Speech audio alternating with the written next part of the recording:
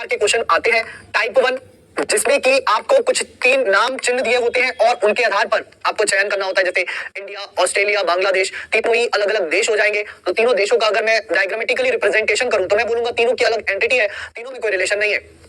लेकिन अगर मैं बोल दूं बांग्लादेश, इंडिया और एशिया, तो इंडिया और बांग्लादेश एक डायग्राम के अंदर आ जाएंगे। अगर मैं बोलूं इंडिया, बांग्लादेश और एशिया, तो वो डायग्राम ऐसा हो जाएगा। क्यों? क्योंकि इंडिया और बांग्लादेश दोनों ही एशिया महाद्वीप में आते हैं। तब डायग्राम का जो रिप्रेजेंटेशन है वो कुछ इस तरह से हो सकता है।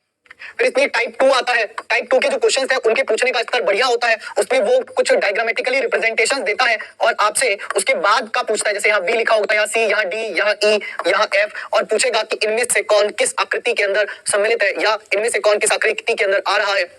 इस तरह के प्रश्न पूछता है। और इसमें जो टाइप 3 क्वेश्चंस है, इसमें यदि मैं बात करूं टाइप 3 क्वेश्चंस की, तो टाइप 3 क्वेश्चन आपके लैंग्वेज फॉर्मेट में आते हैं। लैंग्वेज फॉर्मेट में कैसे कि एक राज्य के अंदर 100 व्यक्ति रहते हैं, जिनमें से 70 व्यक्ति मराठी बोलते हैं, 20 व्यक्ति हिंदी बोलते हैं, 10 व्यक्ति इंग्लिश बोलते हैं, और हिंदी और मराठी बोलने वालों की संख्या 5 है, इंग्लिश और मराठी बोलने वालों की संख्या 3 है, हिंदी और इंग्लिश बोलने वालों की संख्या 5 है। तो बताइए इनमें से कौन तीनों ही भाषा नहीं बोल सकता। तो जब ऐसे वाले प्रश्न आते हैं तो उनको लैंग्वेज फॉर्मेट प्रश्न कहा जाता है और वो हमारे टाइप 3 में आते हैं। तो आज हम इन तीनों ही प्रकार के प्रश्नों को डिस्कस करेंगे, इन तीनों ही प्रकार के क्वेश्चंस को डिस्कशन करेंगे और अपनी तैयारी को बहुत मजबूत करेंगे, क्योंकि सीजीएल का जो टियर 2 मेंस है वो इससे बाहर नहीं जाएगा जितना हमने आपको पढ़ा देना है। क्योंकि पहली बार हो रहा है तो ऐसा नहीं है कि वो ज्यादा जानता है और हम कम जानते हैं, हम ज्यादा जानते हैं और वो कम जानता है। हर एक व्यक्ति अपने नॉलेज का, अपने एक्सपीरियंस का आधार लेकर के आपको पढ़ा रहा है। हर व्यक्ति जानता है कि जो आपको पढ़ाया जाएगा वही पूछा जाता है, कुछ भी बाहर नहीं पूछा जाएगा।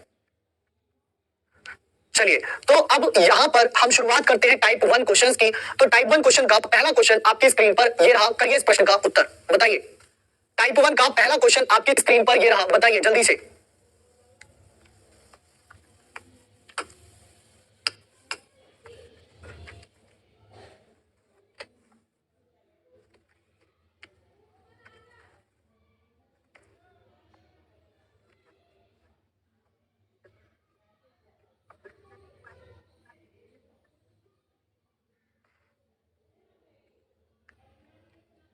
बॉटल नहीं है ना। चलिए, तो यहां पर आपसे पूछा गया which of the following is the right answer. तो आपने कहा मदर, डॉक्टर और मानव जाति। अब देखिए, कुछ माँ डॉक्टर हो सकती है, ऑब्वियस बात है, ऐसा तो है नहीं कि mother can never be doctor. So mother सा डॉक्टर एंड डॉक्टर सा मदर। तो भैया ये तो बात सीधी सीधी है कि माँ का संबंध, ये जो माँ है ये डॉक्टर हो सकती है। अब वो डॉक्टर है तो ऐसा तो है नहीं कि वो जानवर होंगे, जो डॉक्टर है वो जानवर होंगे। तो दोनों ही मानव जाति के अंदर आएंगे, दोनों ही आएंगे किसके अंदर? मानव जाति के अंदर। जो डॉक्टर है वो भी तो मानव ही है ना, जो डॉक्टर है वो भी है तो मानव ही, जो डॉक्टर्स है वो है तो मानव ही ना। तो दोनों ही किस तरह अंदर आ जाएंगे? मानव जाति के अंदर आएंगे। तो इसका जो राइट आंसर ऑप्शन डी दे रहे हैं वो बिल्कुल गलत दे रहे हैं। जमशेद खान, सिर्फ आंसर दीजिए, स्माइली मत भेजिए, ये इरिटेट करती हैं, ठीक है। चलिए, तो यहां पर जो राइट आंसर बनेगा वो ऑप्शन नंबर ए बनेगा। तो here the right answer is option ए। अगला क्वेश्चन देखिए, नेक्स्ट बनाइए। कह रहा है इनर्ट गैसेस क्लोरीन और हीलियम। अब सबसे पहली बात, इसके लिए हमें केमिस्ट्री आनी चाहिए, हमें पता होना चाहिए इनर्ट गैसेस कौन सी होती है। हमें पता होना चाहिए कि हीलियम इनर्ट है या हीलियम नोबल है या क्लोरीन इनर्ट है या क्लोरीन ग्रीन गैस है, कैसी गैसेज है। तो बताइए, इसमें आइडिया लगाइए, कौन है इसमें इनर्ट गैस? निष्क्रिय गैसेस, जिनका कोई कार्य नहीं होता है। चलिए, बहुत बढ़िया। तो यहां अगर हम बात करें, यहां अगर हम बहुत ही बेहतरीन तरीके से बात करें तो हम आपको बताएं कि जो हीलियम है वो इनर्ट गैसेज होती है। जो हीलियम है वो कैसी गैस होती है? इनर्ट गैस होती है। जबकि जो क्लोरीन है वो ग्रीन गैस कहलाती है। तो क्लोरीन आपका इनर्ट गैस नहीं होती है। That is the answer is option A. That is the answer is option A. C नहीं होगा, ए ऑप्शन आंसर इसका बनेगा। क्या बनेगा? A option will be the right answer. A option will be the right answer. Clear है? चलिए, बहुत बढ़िया। अगला क्वेश्चन देखिए, अगला क्वेश्चन आपकी स्क्रीन पर ये रहा। अगला क्वेश्चन देखिए, आपकी स्क्रीन पर ये रहा। कह रहा है क्लर्क, मेल और परमानेंट एम्प्लॉय। अब इसमें देखते हैं कौन कौन इसको बिल्कुल सही सेलेक्ट करेगा और कौन कौन इसमें कंफ्यूज हो जाएगा। कह रहा है क्लर्क, मेल और परमानेंट एम्प्लॉय। ठीक है, बहुत अच्छे, करिए इसका आंसर जल्दी से। क्लर्क, मेल और परमानेंट एम्प्लॉय। तो यहां अगर हम देखें कायदे में, अगर हम एक बात ऑब्जर्व करें, वो क्या कि देखिए, जो मेल है यानी कि जो पुरुष है, क्या वो क्लर्क हो सकते हैं या नहीं हो सकते? बस इतना बताओ। जो क्लर्क है वो पुरुष हो सकते हैं, ठीक है। अच्छा, महिला भी क्लर्क होती है। अगर आप टीएचएसएल क्वालिफाई करके जाओगे, क्लरिकल पोस्ट पे पहुंचोगे, है ना, क्लर्क बनोगे। अब लड़कियां होंगी तो भी क्लर्क होंगे, लड़के होंगे तो भी क्लर्क होंगे। अब बात आती है परमानेंट एम्प्लॉय की, स्थायी कर्मचारी। भाई तुम सरकारी लग गए तो तुम क्या बन गए? परमानेंट एम्प्लॉय बन गए। लेकिन परमानेंट एम्प्लॉय सारे के सारे तो नहीं हो सकते ना, अरे सभी तो परमानेंट नहीं हो सकते, कुछ लोग परमानेंट हो सकते हैं, कुछ लोग अस्थायी भी होंगे, टेम्परेरी बेस पे भी होते हैं, है ना, जो प्राइवेट फर्म्स हैं वो टेम्परेरी बेसिस पर भी रखती हैं। तो यहाँ पर जो आपका राइट आंसर बनेगा तीनों का कंबाइन है, ठीक है, कॉम्बिनेशन ऑफ द थ्री। तो जैसे ही तीनों का कंबाइन यहाँ पर आंसर बनेगा तो हम लोगों के लिए इसका आंसर होगा option D. So option D will be the right answer, option D will be the right answer, D option जो है वो आपका सही आंसर होगा, ठीक है, क्लियर बात। सी नहीं होगा तो यही दिमाग आपको लगाना होगा। अच्छा सी क्यों नहीं होगा, क्योंकि आप कह रहे हो क्लर्क और मेल तो हो सकते हैं पर वो परमानेंट नहीं हो सकते, कुछ तो आपने यहाँ पर दिमाग लगाया होगा, कुछ तो यहाँ पर आपने सोच लगाई होगी। चलो अगला क्वेश्चन देखो, नेक्स्ट है, अगला क्वेश्चन देखिए, नेक्स्ट है, कह रहा है इंडोनेशिया, एशिया और बांग्लादेश, कह रहा है इंडोनेशिया, एशिया और बांग्लादेश, बताइए इंडोनेशिया, एशिया और बांग्लादेश में क्या रिलेशन है।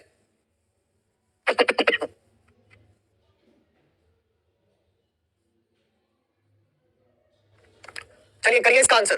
तो देखिए अब अगर हम बात करें इंडोनेशिया की, अब अगर हम बात करें बांग्लादेश की, तो इंडोनेशिया एक अलग देश है, इंडोनेशिया एक अलग देश है और बांग्लादेश भी एक अलग देश है, बांग्लादेश भी एक अलग देश है, लेकिन ये दोनों ही एशिया महाद्वीप के अंदर आते हैं। कहां आते हैं, एशिया कॉन्टिनेंट के अंदर। So the right answer is option B, hence the right answer is option B. अगला क्वेश्चन देखिए, नेक्स्ट बनाइए, अगला क्वेश्चन देखिए, क्या है स्नातक चित्रकार और अध्यापक, ग्रेजुएट टीचर और पेंटर, ग्रेजुएट टीचर और पेंटर, करिए इसका आंसर, ग्रेजुएट टीचर और पेंटर। जमशेद मैंने लास्ट टाइम आपको वार्निंग दे रहा हूं, अगर आप स्माइलीज नहीं बंद करेंगे भेजना तो मुझे लगता है कि मुझे आपको टाइम आउट करना पड़ेगा, ठीक है, क्योंकि स्माइलीज इरिटेट करती है। आप आंसर दीजिए, अच्छी चीज है, बट स्माइलीज मत भेजिए।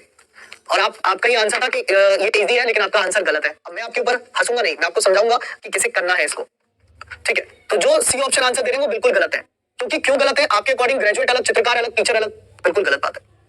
जो टीचर है, अब टीचर जो होता है, अध्यापक जो होता है वो ग्रेजुएट भी हो सकता है ना, वो डिप्लोमा धारक भी हो सकता है, वो डिप्लोमा भी हो सकता है, और टीचर और वो आपका पोस्ट ग्रेजुएट भी हो सकता है, तो हर एक चीज हो सकती है। और जो पेंटर होते हैं ना, बैचलर ऑफ फाइन आर्ट्स, अगर आपने नाम सुना होगा बैचलर ऑफ फाइन आर्ट्स यानी कि BFA, bachelor of fine arts, वो क्या होता है, ग्रेजुएशन कोर्स होता है, किसके लिए, चित्रकार के लिए। अब मुझे लगता है जमशेद भाई तुम्हें लग रहा होगा कि वो जो पेंटिंग दीवार पे बनाते हैं बस वही पेंटर होते हैं, नहीं जनाब, ठीक है, या दीवार की रंगाई नहीं करवा रहे हम, पेंटर चित्रकार जो है, लेकिन सही बात है सभी चित्रकार ग्रेजुएट तो ये तो जरूरी नहीं है, तो यहाँ पर पेंटर जो है वो भी इस तरह आएगा। तो ये आपका आंसर होगा डी ऑप्शन। ऑलवेज रिमेंबर, जब भी प्रोफेशन की बात करेगा, जब भी प्रोफेशन की बात करेगा उसमें सम का रिलेशन हमेशा होगा, सम हमेशा सही होगा, सम हमेशा सही होगा, ध्यान रखिएगा। ये वेन डायग्राम की बात कर रहा हूं, नॉट ऑन सिलोजिज्म, ये हम बात कर रहे हैं वेन डायग्राम की, सिलोजिज्म की बात नहीं कर रहे हैं, ठीक है। चलिए अगला क्वेश्चन देखिए, नेक्स्ट आप बताइए, क्या है मणिपुर, मिजोरम और इंडिया, मणिपुर, मिजोरम और इंडिया, कल के लिए जो हम रखेंगे वो टॉपिक रखेंगे सिलोजिज्म, ठीक है। दीपक सर अपना टॉपिक आपको बता देंगे, आप जैसे ही दीपक सर क्लास लेने आएंगे, जो मेरा टॉपिक रहेगा कल का वो रहेगा सिलोजिज्म यानी कि न्याय निगमन। क्या रहा है, मिजोरम, मणिपुर और इंडिया, तो मिजोरम और मणिपुर दोनों ही किसके पार्ट है, इंडिया के पार्ट है, the answer is option C. अगला देखिए, बर्ड, पैरट और स्नेक। अब यहां पर हमें कैटेगराइज याद होनी चाहिए, क्या कि स्नेक जो है वो क्या होता है, बर्ड जो है वो क्या होता है, पैरट जो है वो क्या होता है। करिए इसका आंसर जल्दी से, फटाफट से बताइए क्या होगा इसका राइट आंसर। तो देखिए यहां पर भी कैटेगराइजेशन हो रहा है। अब कैटेगराइजेशन किस तरह से किया जाता है, सर पैरट जो है, पैरट यानी कि तोता, तोता जो है वो तो बर्ड कहलाता है, वो क्या कहलाता है, पक्षी कहलाता है। लेकिन अगर स्नेक की बात करोगे तो snake is not a bird, snake को रखा जाता है रेप्टाइल की कैटेगरी में, रेप्टाइल यानी कि सरीसृप की कैटेगरी में। तो ध्यान रखिएगा, snake is always in the category of reptile और से सरीसृप, ठीक है। स्नेक क्या है, सरीसृप है, स्नेक क्या है, सरीसृप है। तो आपका जो राइट आंसर बनेगा वो ऑप्शन डी बनेगा, आपका जो राइट आंसर बनेगा वो ऑप्शन डी बनेगा, परम सत्य आंसर ऑप्शन डी होगा। हरीश भैया राम राम, पर अब आंसर पे ध्यान दो, बहुत ज्यादा कमेंट कर रहे हो।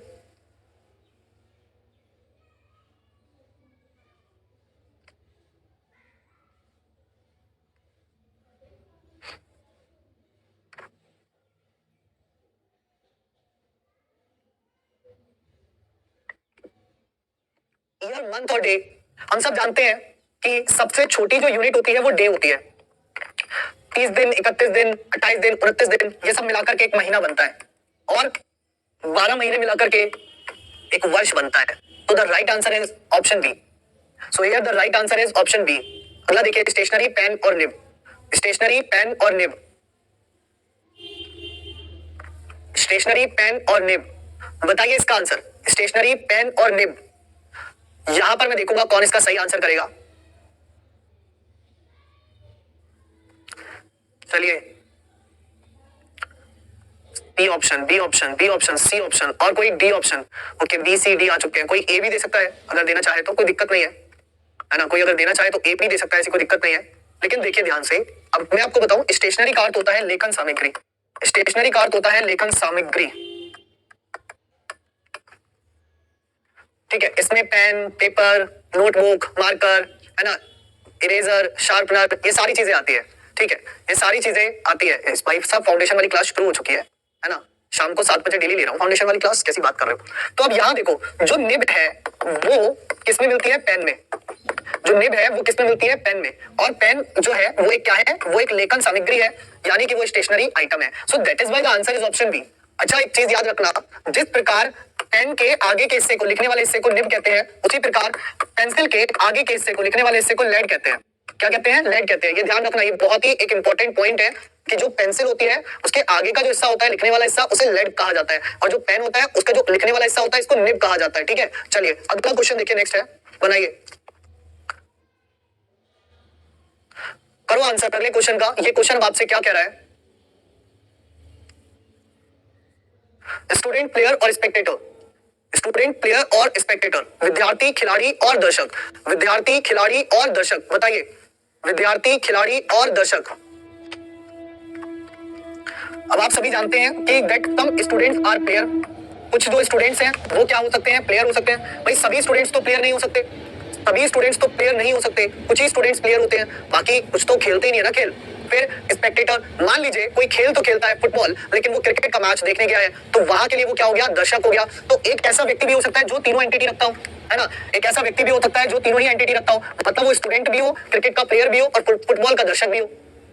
फॉर एग्जाम्पल, विराट कोहली अपने 12th क्लास में पढ़ रहे थे, इंडियन अंडर 19 के लिए मैच खेल रहे थे और फुटबॉल मैच देखने चले गए थे, ठीक है। तो इस तरह से आप एग्जाम्पल रख सकते हो। सो यहाँ पर जो राइट आंसर बनेगा वो अगेन सम एंटिटी, और मैंने बोला था ये भी एक प्रोफेशन है, ये भी एक प्रोफेशन है और ये भी एक प्रोफेशन है, और जब भी बात प्रोफेशन की आएगी तो वो तीनों की एंटिटी को सम के रिलेशन में रखेगा। चलिए अगला क्वेश्चन देखिए, नेक्स्ट है, बनाइए इस क्वेश्चन का आंसर। ये क्वेश्चन आपसे क्या कह रहा है, करिए जल्दी से।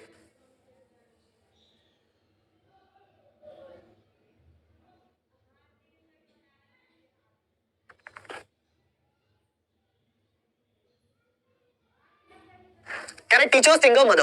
अब देखो, शिक्षक, गायक और माँ। अब यहाँ पर भी बड़ी दिक्कत आती है लोगों को। क्या दिक्कत आती है, सर माँ तो शिक्षक लिखा है, तो माँ तो शिक्षक नहीं हो सकती, माँ तो शिक्षिका होगी। तो उसका बहुत बेहतरीन एग्जांपल, जब आप टीचर्स डे सेलिब्रेट करते हो तो वो तो शिक्षक दिवस है, टीचर्स डे है, शिक्षिका दिवस मनाया करो ना फिर तुम।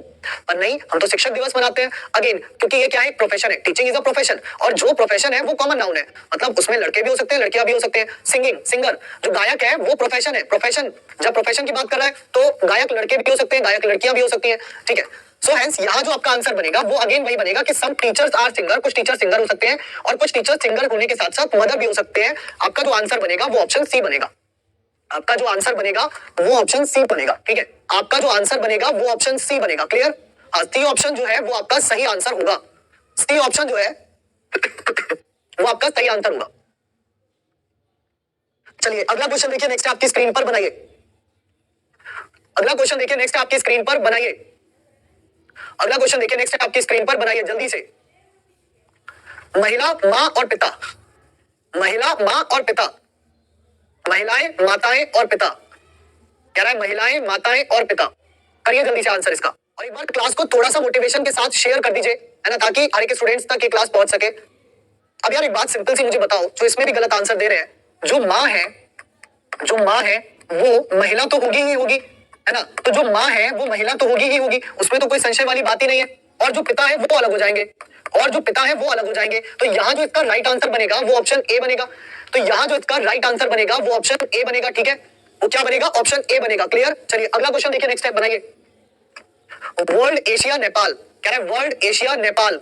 World, Asia, Nepal. करिए आंसर जल्दी से। World, Asia, Nepal. तो विश्व के अंदर एशिया और एशिया के अंदर नेपाल, है ना। भाई सिंपल सी बात है, नेपाल कहां पर है, नेपाल किसका हिस्सा है, नेपाल है एशियन कॉन्टिनेंट में, तो एशिया का हिस्सा, और एशिया कहां पर है, वर्ल्ड के अंदर, और एशिया कहां पर है, वर्ल्ड के अंदर। So answer is option B. तो आंसर क्या हो गया आपका, ऑप्शन बी राइट आंसर होगा। Option B is the right answer. क्या होगा, ऑप्शन बी बिल्कुल सही आंसर बनेगा।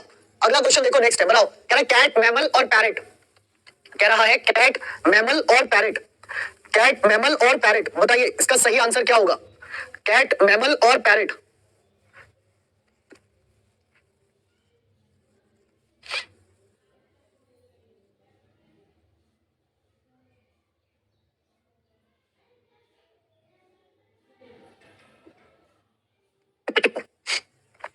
एक बात सोचिएगा, जो बिल्ली है और मैमल का अर्थ होता है, पैरेट का अर्थ होता है तोता। अभी मैंने आपको बताया भी था कि तोता जो है वो पक्षी होता है, तोता जो है वो क्या होता है, पक्षी होता है ना। बिल्ली जो है वो अपने बच्चे को जन्म देती है, बिल्ली जो है वो अपने बच्चे को जन्म देती है ना। जो भी चीज अपने बच्चे को जन्म देते हैं वो मैमल्स कहलाते हैं, स्तनपायी कहलाते हैं, याद रखिएगा, ठीक है। और पक्षी जो है वो अंडे देते हैं, ठीक है। तो इसीलिए यहाँ पर जो बिल्ली है वो स्तनपायी हो जाएगी और तोता जो है वो पक्षी हो जाएगा। तो आपका जो आंसर है वो आपका ऑप्शन बी बनेगा। तो आपका जो आंसर है वो आपका ऑप्शन बी बनेगा। क्लियर है? मैमल क्या है, अगर आपको ये बेस को तो क्लियर करना पड़ेगा, ये बेसिक चीजें होती है, ये क्लियर करनी पड़ेगी। और सीजीएल मेंस आप देने जा रहे हो तो बहुत ज्यादा मदद मिलेगी इन्हीं सभी चीजों को पढ़ने से, ठीक है। वेजिटेबल्स, ब्रिंजल और एप्पल, कह रहे हैं कि बैगन, सेब और सब्जियां। अब हम जनरली सभी जानते हैं कि सेब तो एक सब्जी होती है ना। सेब क्या है, फल है, सब्जी है। तो बच्चे से बच्चा जानता है कि सेब फल की कैटेगरी में जाएगा, जबकि बैगन जो है वो सब्जियों की कैटेगरी में जाएगी। तो हमारा आंसर आंख मूंद के ऑप्शन सी हो जाना है। अगला क्वेश्चन देखो, नेक्स्ट है, बनाओ। कह रहे जैसलमेर, जयपुर और राजस्थान, जैसलमेर, जयपुर और राजस्थान, जैसलमेर, जयपुर और राजस्थान, जैसलमेर, जयपुर और राजस्थान। देखो करो आंसर। तो भाई चाहे वो जैसलमेर हो, चाहे वो जैसलमेर हो, चाहे वो जयपुर हो, चाहे वो जयपुर हो, दोनों ही किसके हैं, कहां पर है, राजस्थान में है। ऐसा तो नहीं है ना कि जैसलमेर राजस्थान में, जयपुर गुजरात में, नहीं, दोनों ही किसमें है, राजस्थान में। सो the answer is option D, so the answer is option D. कह रहा है फादर डॉक्टर और सिंगर, है ना, पिता चिकित्सक और गायक। अब यहां पर बड़ा ही कंफ्यूजन, बताओ क्या कंफ्यूजन इसमें।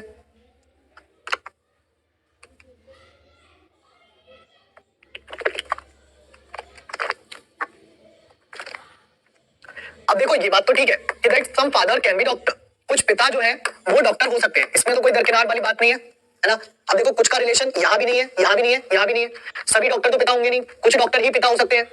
अब उसके बाद यहाँ अगर हम ये और देखें कि कुछ डॉक्टर सिंगर भी तो हो सकते हैं, कोई ऐसा डॉक्टर निकल के आए जो सिंगिंग भी अच्छी करता हो, है ना, और वो पिता भी हो और चिकित्सक तो हो ही गया, डॉक्टर तो हो ही गया। सो आपका जो आंसर बनेगा अगेन ऑप्शन है। अगर आप दिमाग से सोचो तो तीनों के तीनों ही क्या है, प्रोफेशन है। तीनों के तीनों ही क्या चीज है, प्रोफेशन, ठीक है। तीनों के तीनों में ही क्या चीज है, प्रोफेशन। अगला क्वेश्चन देखिए, नेक्स्ट है, बनाइए। तीनों के तीनों ही जब प्रोफेशन थे तो अगला क्वेश्चन देखिए, नेक्स्ट है, बनाइए। कह रहा है हॉस्पिटल, डॉक्टर और पेशेंट। सर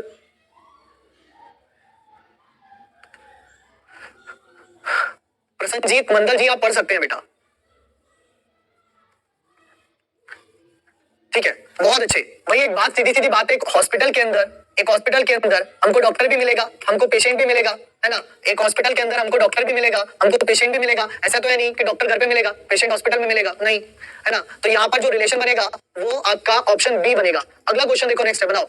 अगला क्वेश्चन देखो, नेक्स्ट है, बनाओ जल्दी से, फटाफट से। अगला क्वेश्चन आपकी स्क्रीन पर, ये क्वेश्चन आपसे क्या कह रहा है, देखिए। ये कह रहा है स्टेशनरी, पेंसिल और सेब। अब देखो आगे ना लेखन सामग्री वाली बात, तो मैं वही कह रहा था, लेखन सामग्री होती है स्टेशनरी, और सेब आपका फ्रूट हो गया, ठीक है। तो pencil is in the stationery और सेब, apple is in the fruit. So again the answer is option C. So again the answer is option C. अगला क्वेश्चन देखिए, नेक्स्ट है, बनाइए। लेजीनेस, टेंशन और पावर, लेजीनेस, टेंशन और power. तो laziness, tension और पावर, देखो किसी व्यक्ति को आलस्य हो सकता है, वो कोई काम करना ही ना चाहता हो। किसी व्यक्ति को तनाव हो सकता है, वो बहुत तनाव में जिंदगी जी रहा हो। और किसी व्यक्ति में बहुत सारी पावर्स हो सकती है, शक्तियां हो सकती है ना, जैसे नेता। तो ये तीनों ही एक अलग एंटिटी को दर्शा रहे हैं, ये तीनों ही एक अलग एंटिटी को दर्शा रहे हैं। तो ऑप्शन नंबर सी आपका आंसर होगा। भाई जिसमें लेजीनेस है, एंटिटी है, पावर है, तीनों ही अलग अलग एंटिटीज हो गई।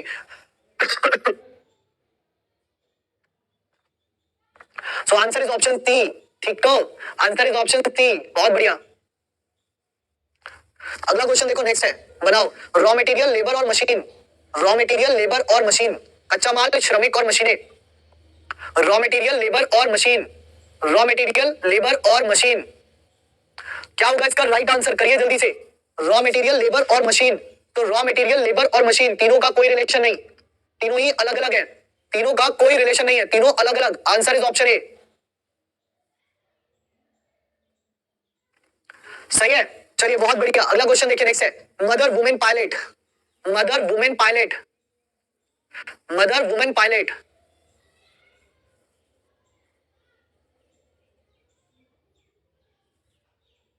मदर वुमेन पायलट, बताइए इसका आंसर जल्दी से। मदर वुमेन और पायलट, अरे दादा, एक माँ जो है, मैंने पहले भी बताया, वो महिला तो होगी ही होगी, उसमें तो कोई बड़ी बात ही नहीं है ना। Mother is a women and some mother can be pilot, कुछ माँ जो है वो पायलट हो सकती है और कुछ महिलाएं जो है वो पायलट हो सकती है। तो यहाँ जो डी ऑप्शन दे रहे, सोचा नहीं, थोड़ा सा भी नहीं सोचा, सोच के आंसर दो। जब थोड़ा सा सोचोगे तो आंसर सी ऑप्शन आएगा। So the answer is option C. ठीक है, अगला क्वेश्चन देखो, नेक्स्ट है, बनाओ।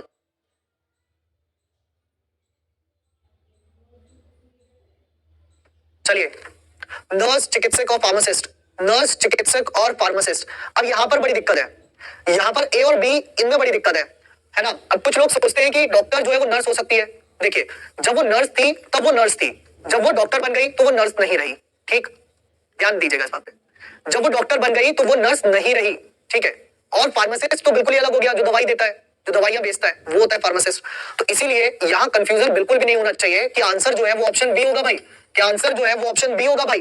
ठीक है, चलिए अगला क्वेश्चन देखिए, लेक्चरर, सिंगर और पुरुष, लेक्चरर, सिंगर और पुरुष, बताइए, लेक्चरर, सिंगर और पुरुष यानी कि मेल।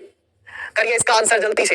ये क्वेश्चन देखिए, ये क्या कह रहा है, ये क्वेश्चन देखिए, ये क्वेश्चन क्या कह रहा है। हंसते हंसते कट जाएगी भाई साहब जिंदगी, है ना। कि वो कहते हैं ना कि रख हौसला वो मंजर भी आएगा, कि प्यासे के पास चल के समंदर भी आएगा, कि थक के ना बैठ ए मंजिल के मुसाफिर, कि थक के ना बैठ ए मंजिल के मुसाफिर, मंजिल भी मिलेगी और मंजिल मिलने का मजा भी आएगा, मजा भी आएगा। तो यहां पर अगर हम बात करें, तीनों में सम का रिलेशन होगा, तीनों प्रोफेशंस अलग हो गए, तो answer is option A.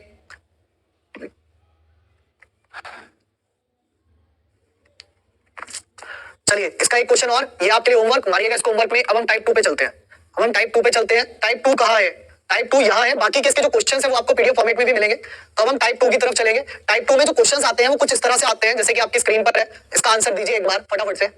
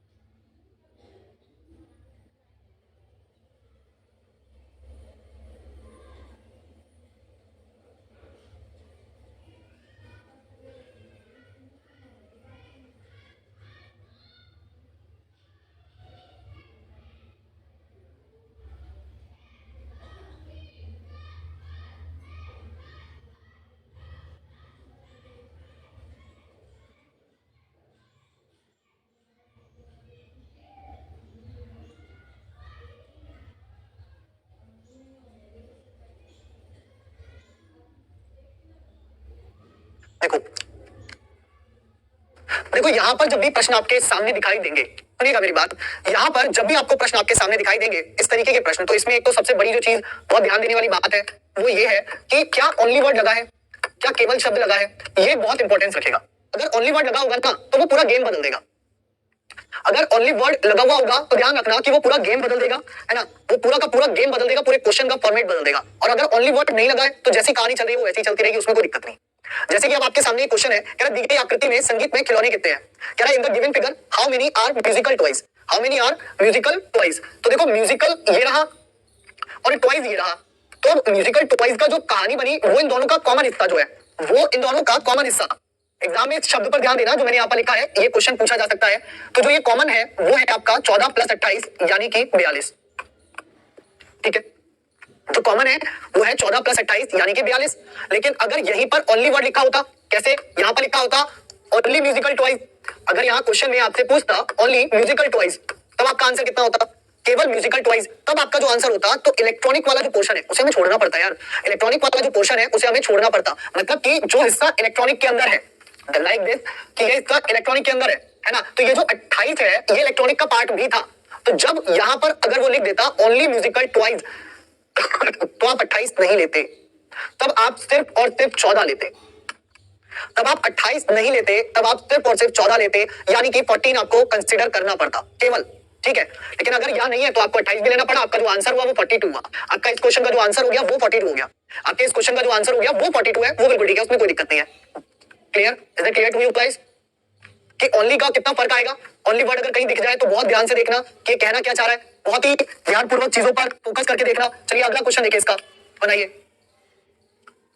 Sir twice हो रहा है, नहीं, ट्वाइस नहीं हो रहा, केवल ट्वाइस अगर पूछता तो अलग चीज होती वो, फिर तो हमें म्यूजिकल और जो दूसरी चीज है वो दोनों ही छोड़नी पड़ती। चलिए अब ये क्वेश्चन देखिए, अब ये क्वेश्चन देखिए यहाँ पर क्या कह रहा है, यहाँ कह रहा है कितने पेपर कठिन भी है, how many paper are also hard.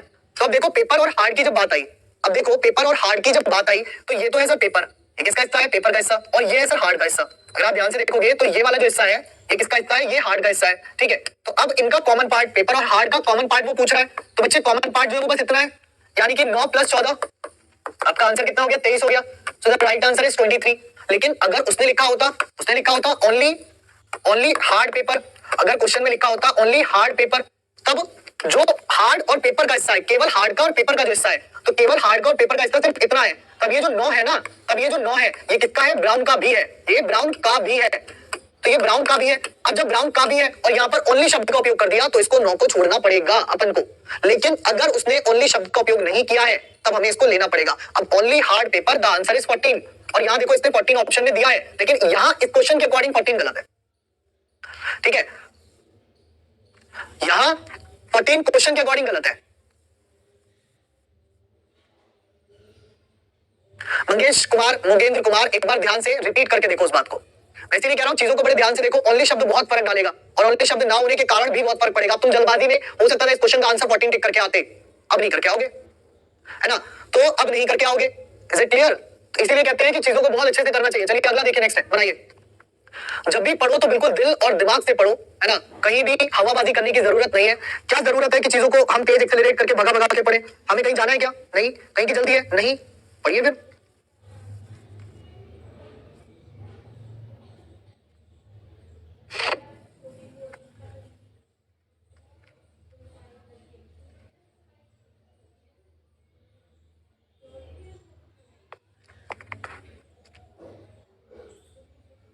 अब यहां देखिए, यहां क्या कह रहा है, आंसर पूछ रहा है जनाब।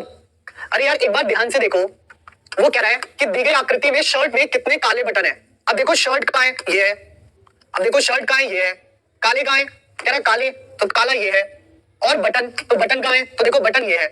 अब इन तीनों का सबसे कॉमन पोर्शन आ गया ना, अब इन तीनों का जो है वो बिल्कुल कॉमन पोर्शन पे आ गए। हम कौन से पॉइंट पर पहुंच गए, तीनों के कॉमन पॉइंट पर पहुंच गए, और जब हम तीनों के कॉमन पॉइंट पर पहुंच गए सो द राइट आंसर इज 19। तब हमारा जो सही आंसर बना वो 19 बना, तब हमारा जो सही आंसर बना वो क्या बन गया, तो वो 19 बन गया भाई। So the right answer is 19, clear, that is option B, that is option B, बहुत बढ़िया, जिसको कहते हैं उम्दा। चलिए अगला देखिए, नेक्स्ट है, बनाइए, अगला क्वेश्चन देखिए, नेक्स्ट है, बनाइए। अब इस क्वेश्चन में बहुत ध्यान से करिएगा, ये अगेन गलत होने वाला प्रश्न है।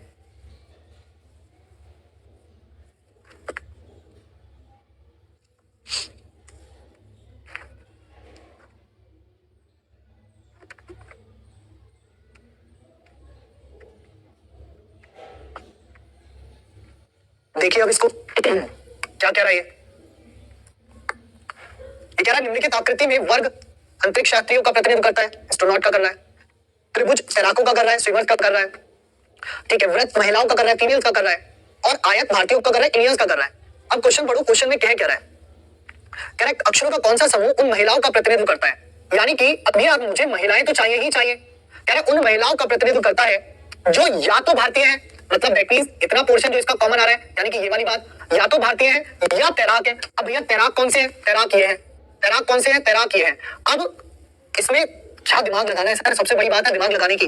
जनरली बच्चा क्या सोचता है कि सर इसका जो तीनों का कॉमन पॉइंट है C, and that is the answer, common point है सी, जो आंसर देता है, लेकिन ये गलत है। यही तो सीजीएल मेंस है, यही तो सीजीएल मेंस है, और यही तुम एग्जाम में प्री निकाल चुके हो, और अगर अब गलती कर गए तो यार बहुत नुकसान हो जाएगा। तो यही गलती नहीं करनी है, क्वेश्चन को दोबारा से ध्यान से पढ़िए। असल में क्वेश्चन पूछ क्या रहा है, महिलाएं जो या तो भारतीय हैं, तो महिलाएं जो भारतीय हैं वो कौन है, वो बी है, सी जो है वो तैराक भी है। यहाँ ये नहीं लिखा महिलाएं जो तैराक भी हैं और भारतीय भी हैं, भी शब्द का उपयोग नहीं हो रहा है। वो ये नहीं कह रहा कि जो महिलाएं जो तैराक भी हैं जो भारतीय भी हैं, वो ये नहीं कह रहा, वो कह रहा है महिलाएं जो या तो तैराक हैं या भारतीय हैं। तो महिलाएं जो भारतीय हैं वो बी, और महिलाएं जो तैराक हैं वो डी। ये दो लोग हुए बी और डी, जबकि जो सी है ना वो भारतीय महिला तैराक भी है, वो भारतीय भी है, महिला भी है और तैराक भी है। तो सी में तीनों एंटिटी आ रही है, सी में तीनों एंटिटी आ रही है, लेकिन यहाँ पर बी और डी ये क्लियर दर्शा रहा है, जो भारतीय महिला है जो महिला तैराक है। आंसर होगा बी और D, and the answer is option C, and the answer is option सी।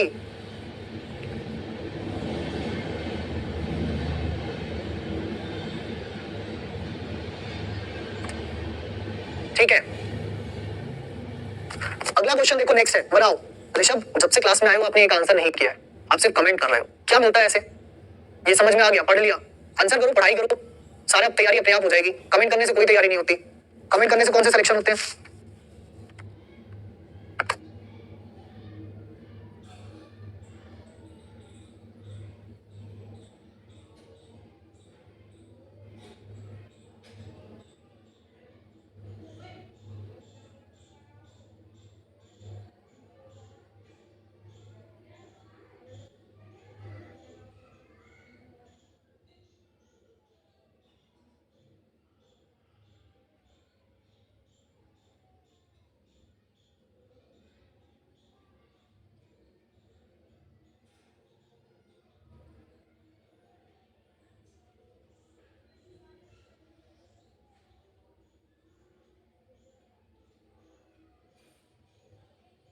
इसमें भी याद ही है, नहीं है। चलो अगेन सेम क्वेश्चन है, ध्यान से देखो, क्या है, अक्षरों का कौन सा समूह चित्रकारों का प्रतिनिधित्व करता है? दैट मींस उसको पेंटर चाहिए। अब देखो यार ध्यान से, पेंटर जो है वो ये है, मतलब इसके अंदर का हिस्सा रहेगा, यानी कि जी हमारा आंसर नहीं होगा, काट दो, ठीक है, ई हमारा आंसर नहीं होगा, काट दो, एफ हमारा आंसर नहीं होगा, काट दो, खत्म। ऑप्शन से कर सकते हो इसको यार, है ना, आप इसको ऑप्शन से कर सकते हो, इसको लगा दो।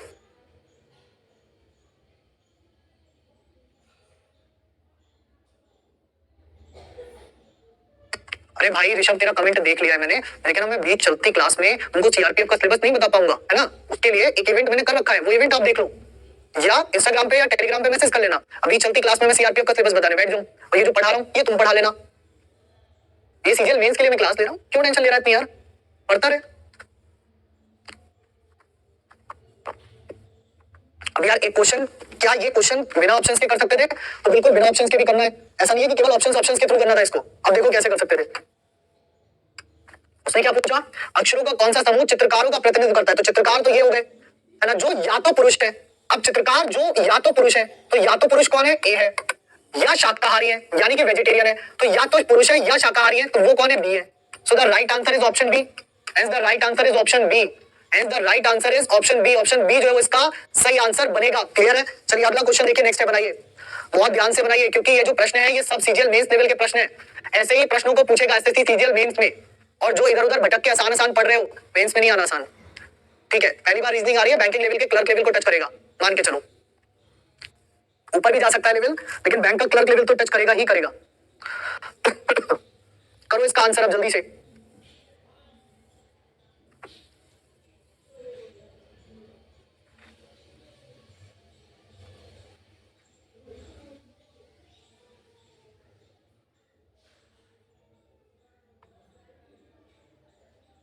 ऑप्शन डी, चलिए चेक करते हैं, देखिए अब क्या कह रहा है। अब कुछ लिखा हुआ है, हमको तो बस चीजें चाहिए। कह रहा है which set of letter represent cricket players. तो देखिए क्रिकेट प्लेयर्स मतलब कि ये वाला सेट ऑफ लेटर्स तो चाहिए। अब देखो जब उसने क्रिकेट प्लेयर्स कह दिया तो आंसर में एफ बी जी ए के अलावा कुछ नहीं आ सकता। जैसे यहाँ पर ई दिया है, ई इंडियन है तो आंसर नहीं होगा, इसको आप वैसे भी काट सकते हो। जैसे यहाँ पर सी फिजिशियन है तो ये आपका आंसर नहीं होगा, इसको आप वैसे भी काट सकते हो। एच आपका मैन है, एच इसके अंदर नहीं आ रहा तो आप ये वैसे भी काट सकते हो। आप ऑप्शन के थ्रू भी कर सकते हो क्वेश्चन को, ऐसा नहीं है कि बहुत ज्यादा मेहनती है, लेकिन गुमान क्वेश्चन है। अगर आप समझ गए एक बार में तो आपको दिक्कत नहीं आएगी। अब पढ़ के करो, कह रहा है cricket players who are either Indian or man.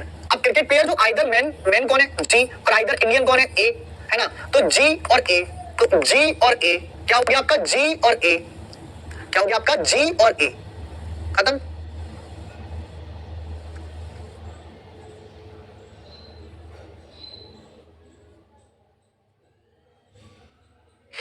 और इसको अगर आप ऑप्शन से करते तो भी कर पा रहे थे, कोई दिक्कत ही नहीं थी।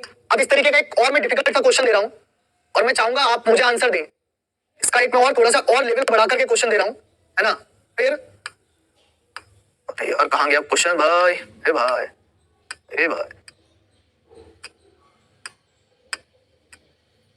क्वेश्चन हो गया, चलो इसका आंसर करो।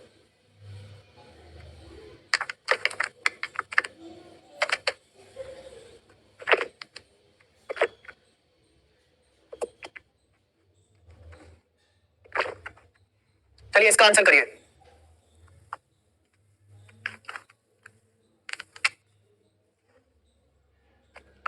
कह रहा है कि ट्रायंगल रिप्रेजेंट सिंगर्स, तो ट्रायंगल किसको करेगा, सिंगर्स को करेगा। रेक्टेंगल रिप्रेजेंट डांसर, तो रेक्टेंगल किसको करेगा? डांसर को करेगा। सर्कल रिप्रेजेंट म्यूजिशियन, सर्कल किसको करेगा? म्यूजिशियंस को करेगा। और आपका स्क्वायर रिप्रेजेंट इंस्ट्रूमेंटलिस्ट, इंस्ट्रूमेंटलिस्ट किसको करेगा? इंस्ट्रूमेंटलिस्ट को करेगा। कह रहा है name the portion which exclude singer, जिसमें सिंगर नहीं है वो आपको बताना है। तो बस तो जितना सिंगर वाला पोर्शन है उसको काट दीजिए, तो बचा क्या? 4 5 6 7, 4 5 6 7। सो ऑप्शन डी आंसर नहीं होगा। क्या होगा? बी ऑप्शन आपका आंसर होगा। क्या होगा? बी ऑप्शन जो है वो आपका आंसर बनेगा मित्र, बी ऑप्शन आपका आंसर बनेगा। अब मैं आपको एक और उच्च लेवल पे ले जा रहा हूं। ये मान के चलिए कि वेन डायग्राम के जो प्रश्न सीजीएल मेंस में डिफिकल्ट टू डिफिकल्ट हो सकते हैं वो ये हो सकते हैं, इससे बाहर कुछ नहीं हो सकता। सीजीएल मेंस में जो डिफिकल्ट से डिफिकल्ट क्वेश्चन हो सकता है वो इस तरह से पूछा जा सकता है जैसे कि आपकी स्क्रीन पर यह प्रश्न है। एक बार कोशिश करिए इस प्रश्न को करने की, फिर हम कराते हैं।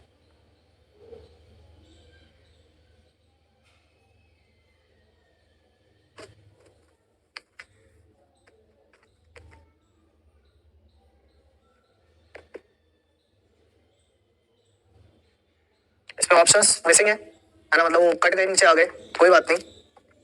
आप एक काम करिए, आप बिना ऑप्शंस के आंसर कर दीजिए। आप चीते हैं, कर सकते हैं। ऑप्शंस तो बाद में बता लेंगे।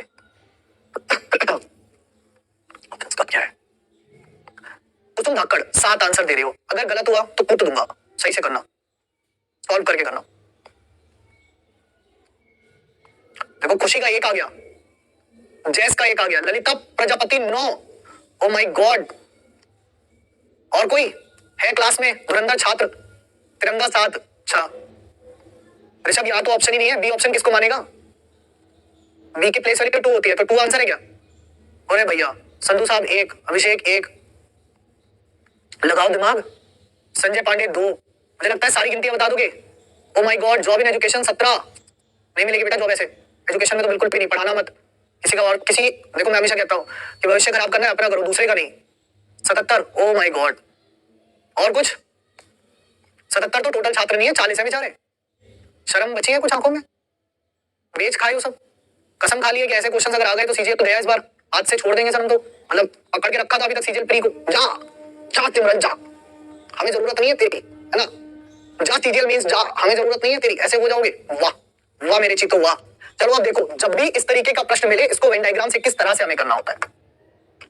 इसको वेन डायग्राम से किस तरह से हमें करना होता है। जैसे इसमें कह रहा है 17 सहपाठियों में से 40 सहपाठियों में से 17 क्रिकेट खेलते हैं और 19 फुटबॉल खेलते हैं। तो यहाँ पर जब वो 2 नाम दे रहा है तो आपने कुछ नहीं करना, आपने सिर्फ 2 सर्किल बना देने हैं। आपने कुछ नहीं करना, आपने अपनी जो रफ शीट मिलेगी आपको 2 सर्किल उसमें बनाने हैं। कौन कौन है? एक क्रिकेट वाले हैं और एक फुटबॉल वाले हैं। कौन कौन है? एक क्रिकेट वाले हैं और एक फुटबॉल वाले हैं। ठीक है, तो कौन कौन है? एक क्रिकेट वाले हैं भैया और एक फुटबॉल वाले हैं। देखो एक कौन है? एक आगे आपके क्रिकेट वाले और एक आगे आपके फुटबॉल वाले। एक आगे आपके फुटबॉल वाले 2 हैं, एक क्रिकेट है और एक फुटबॉल है। ठीक है, अब आगे पढ़ो, इसमें कहता क्या है, क्वेश्चन पढ़ते रहो।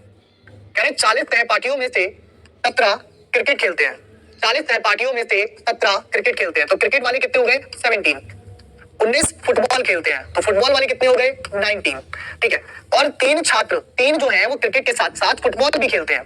ठीक है, इनमें से 3 जो है वो क्रिकेट के साथ साथ फुटबॉल भी खेलते हैं। तो जो इसमें सबसे जरूरी पॉइंट होता है समझने का, जो इसमें सबसे इंपॉर्टेंट पॉइंट होता है समझने का, वो होता है जो कॉमन है। कॉमन कितना है? कॉमन है 3। कॉमन कितना है? कॉमन है 3। तो जो इसका कॉमन पॉइंट है वो मिल गया 3, कि क्रिकेट के साथ साथ फुटबॉल भी खेलते हैं। कितने लोग? 3 लोग। अब एक बात बताओ, जो क्रिकेट था इसका ये पूरा गोल जो सर्किल था इसमें कितने लोग खेल रहे थे? 17 लोग खेल रहे थे। इनमें से 3 यहाँ आ चुके हैं ऑलरेडी, मतलब 17 में से 3 घट गए, तो बचे कितने? 14 लोग। तो 14 लोग जो है वो कौन हो गए? वो केवल क्रिकेट वाले हो गए। वो कौन हो गए? Only cricket. ओनली क्रिकेट वाले कितने हो गए? 14 हो गए। अच्छा, इन 19 में से 3 यहाँ आ गए, है ना। इन 19 में से 3 यहाँ आ गए, तो भैया 16 बचे यहाँ पर। ठीक है, ये 16 जो है ये कुछ और नहीं है, ये ओनली फुटबॉल। ये क्या है? ये ओनली फुटबॉल वाले हैं। ये क्या है? ये ओनली फुटबॉल वाले हैं। ठीक है, ये क्या है? ये ओनली फुटबॉल वाले हैं। अब आगे का पढ़ो, कह रहा है कि उन छात्रों की संख्या को पहचानो जो ना तो क्रिकेट खेलते हो ना ही फुटबॉल। तो मैं क्या करूंगा, ये वाले जो छात्र हैं ये क्रिकेट खेलते हैं, फुटबॉल खेलते हैं, या क्रिकेट और फुटबॉल दोनों खेलते हैं? यही तो बात है ना। इन सर्कल्स के अंदर जो मैंने लिखा है ये कौन कौन है? ये या तो क्रिकेट खेलते हैं या फुटबॉल खेलते हैं या क्रिकेट और फुटबॉल दोनों खेलते हैं। तो खेलने वाले छात्र कितने हो गए? खेलने वाले छात्र कितने हो गए? 14 + 3 + 16, तो 14 16 30, 30 और 3 33। तो ये तो हो गए खेलने वाले छात्र। अब पूछ रहा है ना खेलने वाले छात्र, है ना। अब पूछ रहा है ना खेलने वाले छात्र, अब पूछा क्या क्या? ना खेलने वाले। अब टोटल मुझे पता है 40 है, उसमें से 33 घटा दो तो बचा कितना? 7। तो ना खेलने वाले छात्रों की संख्या कितनी आ गई? 7 आ गई। तो ना खेलने वाले छात्रों की संख्या कितनी आ गई? 7 आ गई भाई। सही है। तो जिनका 7 आंसर आया था वो तो ठीक है, बाकी जितने तुक्केबाज थे इन सबको कूट देना चाहिए रख करके। और ये अपने चक्कर में दूसरों को और भ्रमित करते हैं भाई। चलिए अगला प्रश्न देखिए, नेक्स्ट है आपकी स्क्रीन पर। अगला प्रश्न देखिए, नेक्स्ट है आपकी स्क्रीन पर। अगला क्वेश्चन बनाइए। अगला क्वेश्चन आपसे क्या कह रहा है, करिए, दिमाग लगाइए। कह रहे हो उसको दिमाग ही नहीं है, लगाने कहां से? कोई बात नहीं, लगाना तो पड़ेगा भाई।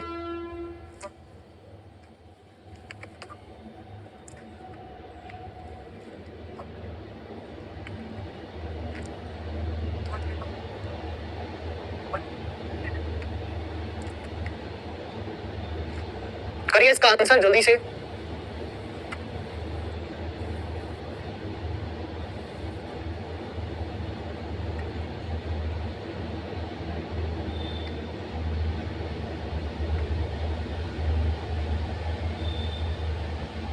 अब देखिए यहां पर अगेन क्वेश्चन क्या रहा है, 25 पर्यटकों के समूह में से 10 गुजराती बोल सकते हैं, 12 मराठी बोल सकते हैं, 5 गुजरात और मराठी दोनों बोल सकते हैं। उन लोगों की संख्या की पहचान करिए जो ना तो गुजराती बोल सकते हैं और ना ही मराठी बोल सकते हैं।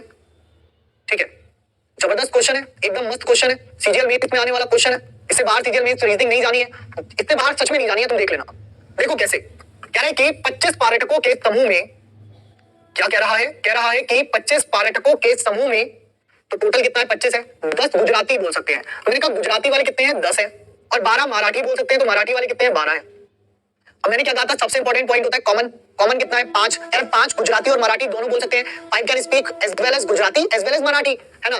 तो गुजराती और मराठी दोनों बोलने वाले कितने हैं, 5, और यही मुझे चाहिए था क्योंकि ये मेरे लिए सबसे इंपॉर्टेंट है। तो ये कॉमन हो गया 5, ये कॉमन कितना हो गया, 5 हो गया। अब देखो केवल गुजराती वाले कितने हो गए, ये भी 5 हो गए, क्योंकि 10 टोटल है, तो 10 में 5 गए, 5 बचे। इधर का टोटल 12 है, 12 में 5 गए, 7 बचे।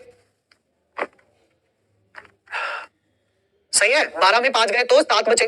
अब जो गुजराती मराठी या गुजराती और मराठी दोनों बोल सकते हैं, इन छात्रों की संख्या कितनी हो गई, 5 + 5 + 7, 5 × 5 = 10 और 7 = 17, कितनी हो गई, 5 × 5 = 17 हो गई। ठीक है, अब ये 17 तो दोनों ही भाषाएं बोल सकते हैं, या दोनों में से एक भाषा एटलीस्ट बोल सकते हैं। पूछा क्या गया है, पूछा क्या गया है, पूछा गया है कि जो ना तो गुजराती बोल सकते हैं ना ही मराठी बोल सकते हैं। तो ना तो गुजराती ना ही मराठी, वही टोटल कितने थे, 25 थे, उनमें से 17 ऐसे थे जो गुजराती मराठी या गुजराती और मराठी दोनों बोल पा रहे थे। तो जो बचा वो आपका आंसर हो गया। कितना बचा, 8। तो 8 जो है वो आपका राइट आंसर बन गया ना बाबा। 8 जो है वो क्या हो गया, वो आपका राइट आंसर बन गया। सुनील कुमार, जिस तरह से ये प्रश्न किया है ना, खिलाड़ी वाला प्रश्न भी सेम यही था, उसमें कुछ अलग नहीं था। ठीक है, तो एक बार आप उसको रिपीट करना, समझ में आ जाएगा, कुछ भी अलग नहीं है भाई, है ना, कुछ भी अलग नहीं है। अब अगला क्वेश्चन ये थोड़ा सा डिफिकल्ट है, इसको ध्यान से करना। ये सीजीएल मेंस का क्वेश्चन है, ठीक है, बिल्कुल टफ क्वेश्चन आएगा। ऐसा ही क्वेश्चन देखने को मिलेगा सीजीएल मेंस में, ऐसा ही क्वेश्चन देखने को मिलेगा सीजीएल मेंस में। बनाइए इसको जल्दी से।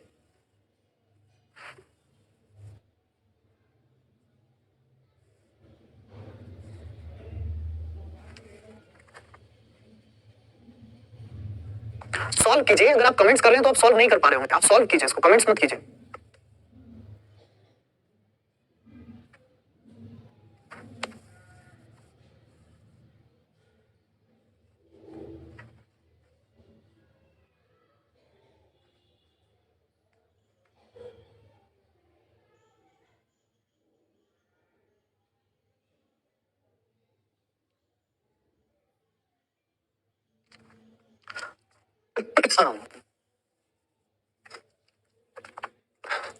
आप देखो, कह रहा है अस्पताल में एक निश्चित संख्या में रोगी डॉक्टर के परामर्श की प्रतीक्षा कर रहे हैं। ठीक है, कह रहा है 40 रोगियों में मधुमेह है और 30 रोगियों में उच्च रक्तचाप है। 22 रोगियों को मधुमेह के साथ साथ उच्च रक्तचाप भी है। ठीक है, चलो पहले इसका डायग्राम बताते हैं, कौन कौन मिल गया। जो जो मिल गया उसको लिख लेते हैं, है ना, जो जो मिल गया उसको लिख लेते हैं भाई। कह रहा है ना hospital certain number of patient waiting for doctor consultation. कह रहा है 40 पेशेंट है डायबिटीज, डायबिटीज वाले कितने हो गए, 40 हो गए। ठीक है, 30 पेशेंट्स हैं हाई ब्लड प्रेशर, तो एचबीपी हाई ब्लड प्रेशर वाले कितने हो गए, 30 हो गए। 22 पेशेंट्स हैं both diabetes as well as blood pressure, तो 22 लोग ऐसे हैं जिसको दोनों है।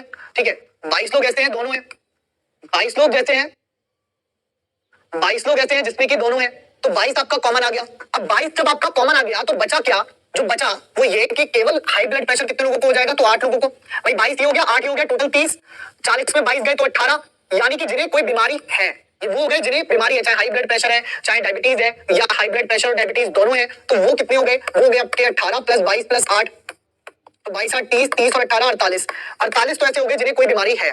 ठीक है, जबकि जबकि 17 रोगियों को ना तो मधुमेह है ना ही उच्च रक्तचाप है। हो सकता है इनको बुखार आया हो, डॉक्टर को दिखाने गए हो, ठीक है। तो 48 को तो वो है जिनको डायबिटीज या फिर हाई ब्लड प्रेशर की बीमारी है, 17 को हाई ब्लड प्रेशर और रक्तचाप की बीमारी नहीं है लेकिन कोई और बीमारी हो सकती है। तो यहाँ पर 48 में 17 ऐड हो गया तो टोटल बना 65। तो 65 लोग यानी कि 65 रोगी यानी कि 65 पेशेंट्स वो इंतजार कर रहे थे।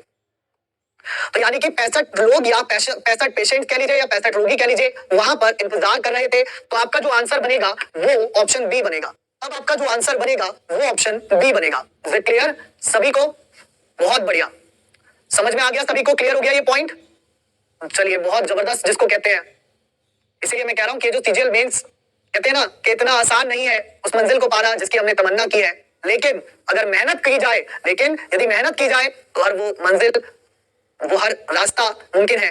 ठीक है, तो मेहनत करिए भाई। अगला क्वेश्चन देखिए नेक्स्ट है। अगला क्वेश्चन देखिए नेक्स्ट है, बताइए। मेहनत करते रहो, मेहनत के आगे हर एक चीज टिक जाती है, घुटने टिक देती है। करिए बेटा, मैं इस क्लास को 11:30 के आसपास करूंगा, उसके बाद दीपक सर कंटिन्यू करेंगे इसमें नंबर 3 टॉपिक के साथ। ठीक है, पर तुम लोगों ने क्लास को शेयर नहीं किया है। आप में से कौन कौन सा एग्जाम देगा अभी? आप में से कौन कौन स्टूडेंट कौन कौन सा एग्जाम देगा भविष्य जो है, आने वाला समय जो है?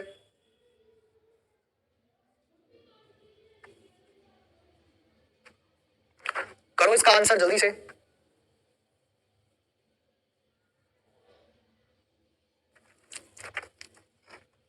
अब ये क्वेश्चन थोड़ा अलग है, यूनिक है, हटके है ना?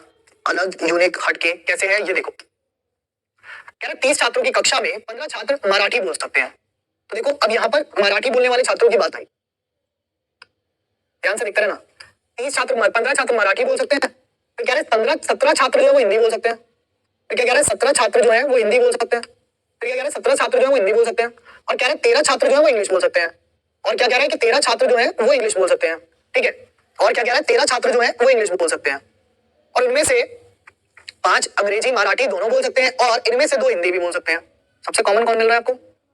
सबसे कॉमन कौन मिल रहा है आपको? 2 मिल रहा है। और उसको भी मत लिखो, पहले स्टार्टिंग से पढ़ो क्योंकि वो तो हम पढ़ते हुए आ रहे थे इसलिए हम यहाँ तक पहुंच गए, नहीं तो हम यहाँ तक पहुंच ही नहीं पाते ना चीजों में। चलो तो देखो क्या कह रहा है क्वेश्चन, बहुत बढ़िया लेवल का क्वेश्चन है, मजेदार जिसको कहते हैं। कह रहे 30 छात्र, मतलब भैया टोटल कितना हुआ? 30 हुआ। टोटल कितना हुआ? 30 हुआ। इसका अर्थ है कि इन तीनों गोले के अंदर जो टोटल बच्चे बैठेंगे वो 30 बैठेंगे भाई साहब। इससे ऊपर गए तो गलत है आंसर। ठीक है, ऊपर मत ले जाना। कह रहा 15 छात्र मराठी बोल सकते हैं, तो मैंने कहा मराठी वाले कितने हो गए बाबा? 15 हो गए। कह रहा है 17 छात्र हिंदी बोल सकते हैं, तो हिंदी वाले कितने हो गए बाबा? 17 हो गए। कह रहा है 13 छात्र इंग्लिश बोल सकते हैं, तो इंग्लिश वाले कितने हो गए बच्चे? 13 हो गए। इंग्लिश वाले कितने हो गए आपके? 13 हो गए। इंग्लिश वाले कितने हो गए? 13 हो गए। अब आप कहोगे अरे सर 17 और 30 तो 13 30 और 15 45 छात्र होने चाहिए ना? नहीं, कॉमन भी तो होते हैं ना। 45 क्यों नहीं है? क्योंकि कॉमन भी होते हैं और कॉमन कोई तो ढूंढना है आपको। और आपको क्या ढूंढना है? आपको वही कॉमन ढूंढना है। अब देखो कैसे, आगे बढ़ो। कह रहा है कि भाई यहाँ पर 5 छात्र अंग्रेजी और मराठी दोनों बोल सकते हैं। तो 5 छात्र ऐसे हैं जो अंग्रेजी और मराठी दोनों बोल सकते हैं, मतलब ये वाला जो कॉमन पोर्शन है वो 5 है, अंग्रेजी और मराठी।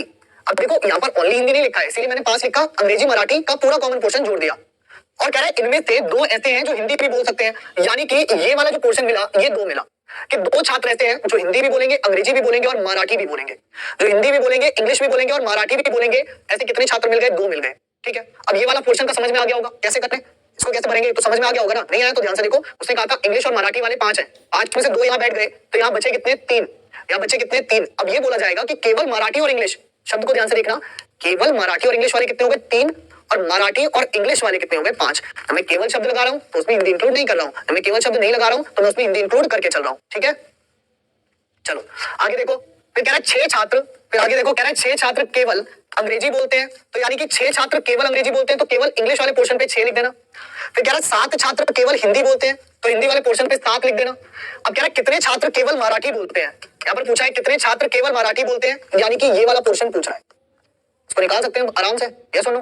अब करके दे दो आंसर जल्दी से, है ना? 2 3 4 5 सारे ऑप्शन आपके सामने हैं, अब तो बता दो।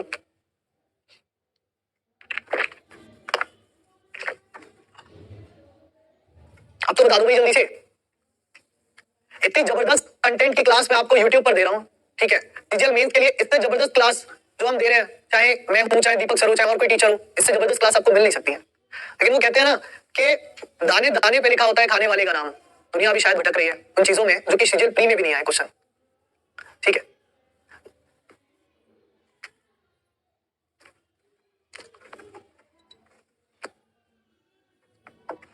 अब देखो कह रहा है कितने छात्र केवल मराठी बोल सकते हैं, इसको निकालने का तरीका समझो। अगर मैं यहां देखूं तो ये वाला जो पोर्शन है ये इंग्लिश का पोर्शन है, इसके टोटल कितने हैं 13। अगर मैं इसको x बोल दूं तो मैं ये कह सकता हूं कि x प्लस 6 प्लस 3 प्लस 2 का जो टोटल है वो 13 है। तो यहां से x की वैल्यू आ गई कितनी, 6 3 9 तो 11 2, यानी कि x की वैल्यू कितनी आ गई, 2 आ गई। x की वैल्यू कितनी आ गई, 2 आ गई। ठीक है, x की वैल्यू कितनी आ गई, 2 आ गई। फिर इसके बाद मैं यहां पर इसको y बोल दूं, इसको y बोल दूं, और अब ये देखना y वाला जो पोर्शन है ये कितना हो जाएगा, ये 17 है। यानी कि मैं ये कह सकता हूं कि y plus 2 plus 7 plus 2 is equal to 17। ये वाला 2 इसके अंदर आ चुका है इस पूरे सर्किल के, तो ये कह सकते हो y is equal to 17 minus 11, यानी कि y की वैल्यू कितनी आ गई, 6 आ गई। तो y की वैल्यू कितनी आ गई, 6 आ गई। y की वैल्यू कितनी आ गई, 6 आ गई। y की वैल्यू कितनी आ गई, 6 आ गई।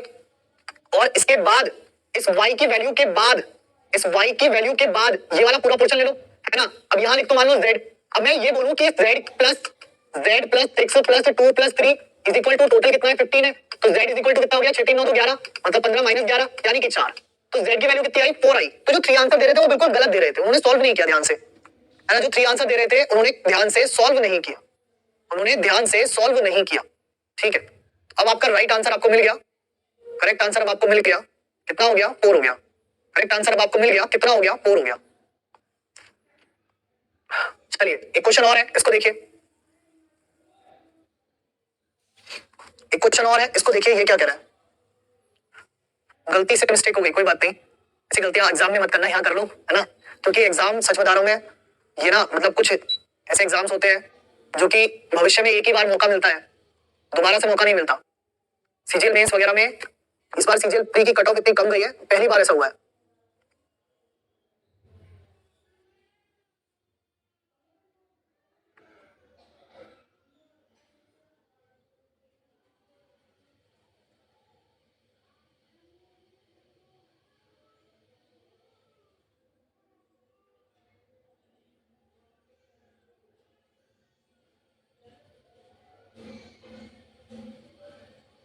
कह रहे 30 छात्रों के एक निश्चित समूह में ट्रेन से यात्रा कर रहे हैं। कह रहे 30 छात्रों के पास मोबाइल फोन है, ठीक है, मोबाइल फोन वाले ये आ गए।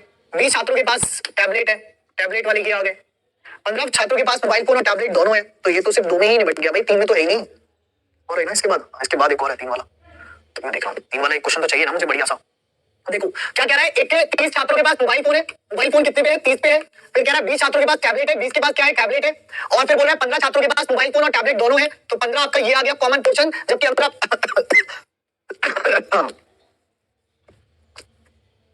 जबकि अन्य जो 15 है उनके पास ना मोबाइल फोन है ना टैबलेट है।